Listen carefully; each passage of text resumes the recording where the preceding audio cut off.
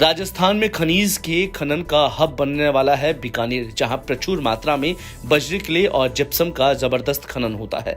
यहां पर अवैध खनन भी खूब होता है, जिसका समय समय पर सरकार भी रोकने का प्रयास करती आई है। लगातार इस क्षेत्र में विजिलेंस करते हुए बड़ा एक्शन लेना होगा, तभी जाकर इस पर नियंत्रण हो पाएगा। हालांकि सरकार के द्वारा बीकानेर जिले के लिए टारगेट 220 करोड़ की रेवेन्यू पर रखा गया था। अब तक बीकानेर में 210 करोड़ रुपए का रेवेन्यू कलेक्ट किया गया है। उम्मीद यह है कि बाकी बचे दिनों में टारगेट भी पूरा कर लिया जाएगा। ये कहना है बीकानेर जिले के माइनिंग अधिकारी महेश प्रकाश पुरोहित का। इस दौरान महेश प्रकाश पुरोहित ने इन सब को लेकर खास बातचीत की बीकानेर के नेटवर्क 10 संवाददाता के सिंह से। राजस्थान में जहां अवैध माइनिंग को लेकर तमाम तरह की सरकार की व्यवस्थाएं की जा रही है, इन्हीं सबको देखते हुए मरुनगरी बीकानेर में भी कुछ ऐसी ही व्यवस्थाएं करने की कोशिश हो रही है।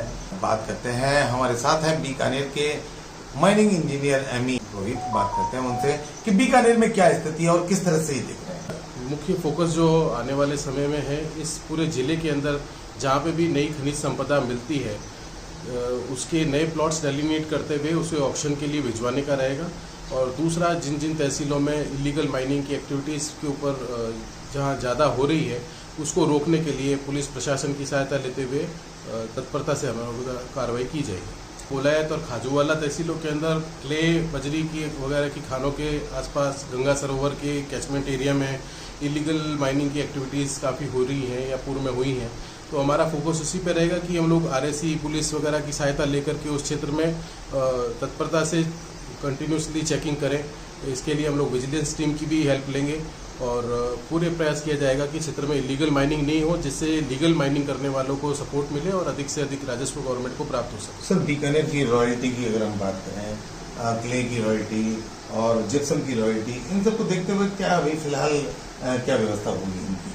क्योंकि इस वित्तीय वर्ष में बीकानेर जिले को 220 करोड़ रुपए का राजस्व लक्ष्य दिया गया था, जिसके अगेंस्ट में आज दिनांक 28 मार्च तक हम लगभग 209 करोड़ के आसपास पहुंच चुके हैं और जो बचा हुआ टारगेट है उसे भी आगामी 3 दिवस के अंदर पूरा करने के पूरे प्रयास किए जा रहे हैं। सरकार द्वारा इस संबंध में निर्देश जारी करके आने वाले 3 अवकाश के दिनों में भी नियमित रूप से कार्यालय को खुला रखने के आदेश दिए गए हैं और उसी अनुरूप हम लोग लगातार कार्रवाई करते हुए अपने लक्ष्य को प्राप्त करने के प्रयास करेंगे। रॉयल्टी का ठेका हो चुका है? कल ही हमारे यहाँ पे जो क्ले का ठेका है उसके ऑनलाइन ऑक्शन हुए हैं और 136 करोड़ की बेस प्राइस के अगेंस्ट में 159 करोड़ रुपए पे जोधपुर की एक फर्म द्वारा ये ठेके को लिया गया है। उनके द्वारा आकर के इस ठेके की फॉर्मेलिटी पूरी करने के बाद में आचार संहिता में जिस प्रकार की अनुमतियां चुनाव आयोग द्वारा दी जाएगी, तदनुरूप हम लोगों द्वारा उसकी अग्रिम कार्रवाई पूर्ण करके ठेके को संचालित करवाया जाएगा। अभी तक जिप्सम का बाकी है? जिप्सम का ठेका अभी पिछली बार ऑक्शन में गया था, लेकिन वो नो बिड रहा, उसमें एक भी बोली प्राप्त नहीं हुई है।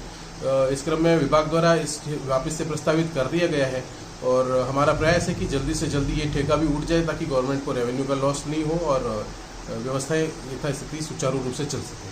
तो देखिए, बीकानेर में खास बात अगर हम करें, 220 करोड़ का टारगेट दिया गया था और उसमें लगभग 208-10 करोड़ रुपए हम यहाँ बीकानेर की टीम के द्वारा एक तरह से टारगेट अचीव कर लिया गया है और लगभग 10 करोड़ बाकी है। तो उम्मीद की जा रही है 2-3 दिन में ये भी पूरा हो जाए। तो जहां तक हम बात करें रॉयल्टी की, तो रॉयल्टी के ठेके भी एक तरह से हो चुका है। और यहाँ बीकानेर की व्यवस्थाओं की बात करें तो बीकानेर में एक तरह से कहा जा रहा है कि जहाँ अवैध माइनिंग है, जहाँ हो रही है, वहाँ वो करने वाले अलर्ट हो जाए।